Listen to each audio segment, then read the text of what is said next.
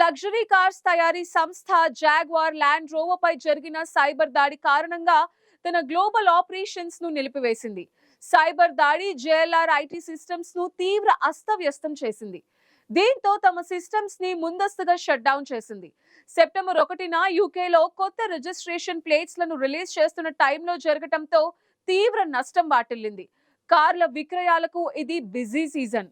ఈ టైంలో సైబర్ దాడి జరగటంతో మెర్సీసైడ్ లోని హాలీవుడ్ ప్లాంట్ లోని కార్మికులకు సోమవారం ఉదయం పనికి రావద్దని ఆదేశాలు జారీ చేశారు.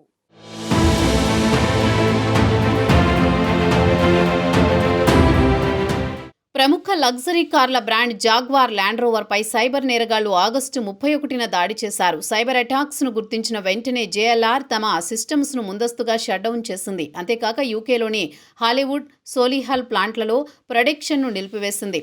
ఇక్కడ range rover, land rover, discovery, jaguar models తయారవుతాయి.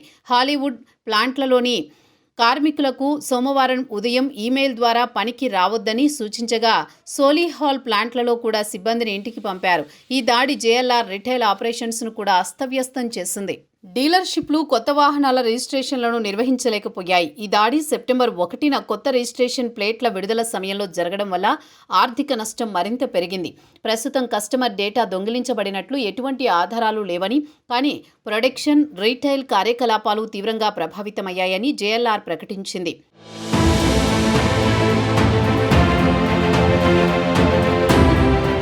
సైబర్ అటాక్స్ జరిగిన వెంటనే జేఎల్ఆర్ తక్షణ చర్యలు తీసుకుంది.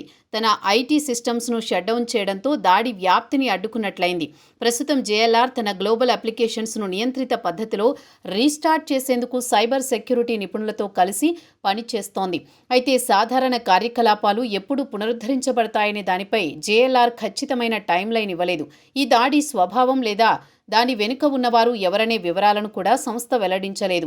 ఈ దాడిని రాన్సమ్ వేర్ గ్రూపులు నిర్వహించాయా లేదా అనే విషయంపై ఇప్పటి వరకు ఎలాంటి రాన్సమ్ వేర్ గ్యాంగ్ బాధ్యత వహించలేదు. ఈ సంఘటన ఆటోమోటివ్ ఇండస్ట్రీలో సైబర్ దాడుల పెరుగుదలను హైలైట్ చేసింది. ఈ సైబర్ దాడి జేఎల్ఆర్పై జరిగిన మొదటిది కాదు. గతంలోనూ పలు రాన్సమ్ వేర్ గ్రూపులు దాడులు చేశాయి. మార్చి 2025లో Hellcat ransomware group JLR Atlassian Jira క్రెడెన్షియల్స్ను ఉపయోగించి 350 గిగాబైట్స్ డేటాను దొంగిలించింది.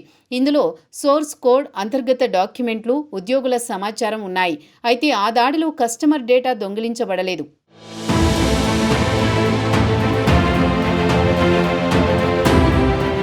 ఆటోమొబైల్ ఇండస్ట్రీ ఇటీవలి సంవత్సరాలలో సైబర్ దాడులకు గురవుతోంది. 2023 నుంచి 735 కంటే ఎక్కువ సైబర్ దాడులు జరిగాయి. జూన్ 2024లో black suit ransomware group అమెరికాలో 15,000 కార్ డీలర్షిప్లను ప్రభావితం చేసిన సీడీకే గ్లోబల్పై దాడి చేసింది. దీనివల్ల $1 బిలియన్ నష్టం వాటిల్లింది. టొయోటా, హోండా, డెన్సో వంటి ఇతర ఆటోమోటివ్ సంస్థలు కూడా రాన్సమ్ వేర్ దాడులను ఎదుర్కొన్నాయి. ఇవి ప్రొడక్షన్, సప్లై చైన్లను అస్తవ్యస్తం చేశాయి. జేఎల్ఆర్పై తాజా దాడి ఆటోమోటివ్ రంగంలో సాఫ్ట్వేర్పై ఆధారపడడం, సైబర్ భద్రతా లోపాలను బహిర్గతం చేస్తోంది. గ్లోబల్ మ్యానుఫ్యాక్చరింగ్ను జేఎల్ఆర్ వేగంగా షట్డౌన్ చేయడం ఈ దాడి యొక్క తీవ్రతను సూచిస్తుంది. సైబర్ నిపుణులు చెబుతున్నారు. ఈ దాడి జేఎల్ఆర్ ఆపరేషనల్ టెక్నాలజీ సిస్టమ్స్ను టార్గెట్ చేసి ఉండొచ్చని భావిస్తున్నారు. ఆధునిక కార్ ప్రొడక్షన్, ఇండస్ట్రియల్ కంట్రోలర్లు, రోబోట్స్, కనెక్టెడ్ సాఫ్ట్వేర్పై ఆధారపడుతుంది.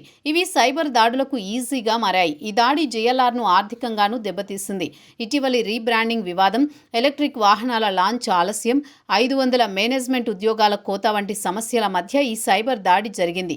మరోవైపు యుఎస్ టారిఫ్లు, గ్లోబల్ సప్లై చైన్ సమస్యలు కూడా జేఎల్ఆర్ రికవరీని సంక్లిష్టం చేస్తున్నాయి. ఈ దాడి జేఎల్ఆర్ రిప్యుటేషన్, టాటా మోటార్స్ ఆర్థిక స్థిరత్వంపై దీర్ఘకాలిక ప్రభావాన్ని చూపించే అవకాశం ఉందని నిపుణులు అంచనా వేస్తున్నారు. మొత్తంగా జాగ్వార్ ల్యాండ్ రోవర్ పై జరిగిన సైబర్ దాడి ఆ సంస్థ గ్లోబల్ ఆపరేషన్స్ను తీవ్రంగా అస్తవ్యస్తం చేసింది.